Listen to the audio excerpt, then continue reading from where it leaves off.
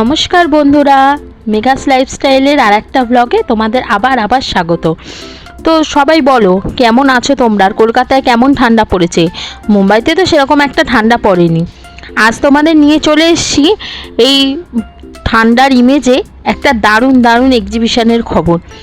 যারা যারা কলকাতায় আছো চটপট চলে যেতে পারো, এমন কিছু দূরের রাস্তা নয় কিন্তু। উত্তরপাড়াতে রোডের ওপর আজাদিন গ্যালারি নেতাজি ভবনে বসেছে এই এক্সিবিশন।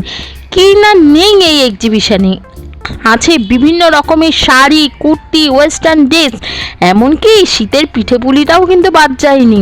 পাবে তোমরা বিভিন্ন রকমের অর্গানিক মধু থেকে শুরু করে নলেন গুড় থেকে শুরু করে জুয়েলারি, ব্যাগ, কন্টেনার, হার, হ্যান্ডমেড বিভিন্ন রকম জুয়েলারি, শান্তিনিকেতনের জিনিস বিভিন্ন রকমের তোমরা পাবে এখানে। পাটিসাপটা, পিঠে, আর তোমরা পাবে এখানে থুপকা, মোমো, টাইফু, বিভিন্ন ধরনের তোমরা জিনিস, মানে কি না নেই এই এক্সিবিশনে।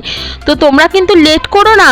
আর জানো তো আমি যেখান থেকে কেনাকাটা করি সেই দিদিভাইও কিন্তু এখানে স্টল দিয়েছে, চট করে যাও না, একবার ঘুরে দেখে চলে আসো।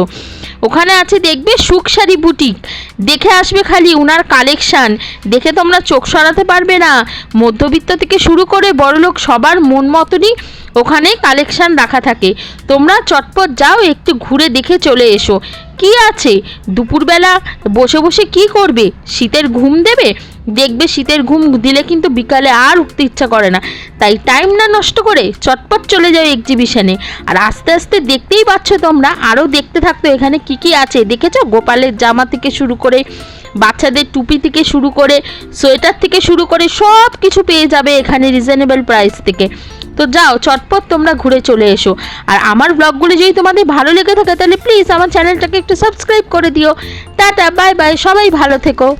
আরে হ্যাঁ, এটা কিন্তু কোনো প্রমোশন ভিডিও নয়, তোমরা কিন্তু আবার এই ভেবে ভুল করো না, কারণ আমি কিন্তু এমন কিছু আহামরি বড়সড় ব্লগার নই। হ্যাঁ, ওই চেষ্টা চরিত্র করছি। তোমরা যদি ভালোবাসা দাও তাহলে হয়তো আগামী দিনে অনেক ভালো জায়গায় পৌঁছাতে পারবো, নিজে কিছু করতে পারবো, নিজের ফ্যামিলির পাশে দাঁড়াতে পারবো। এটা কোনো প্রমোশন ভিডিও নয়। আমি ওখান থেকে জিনিসপত্র কিনি, তাই তোমাদেরকেও বললাম। তোমরা সবাই ভালো থেকো, সুস্থ থেকো এবং শীতটা ভীষণ ভালোভাবে কাটিও।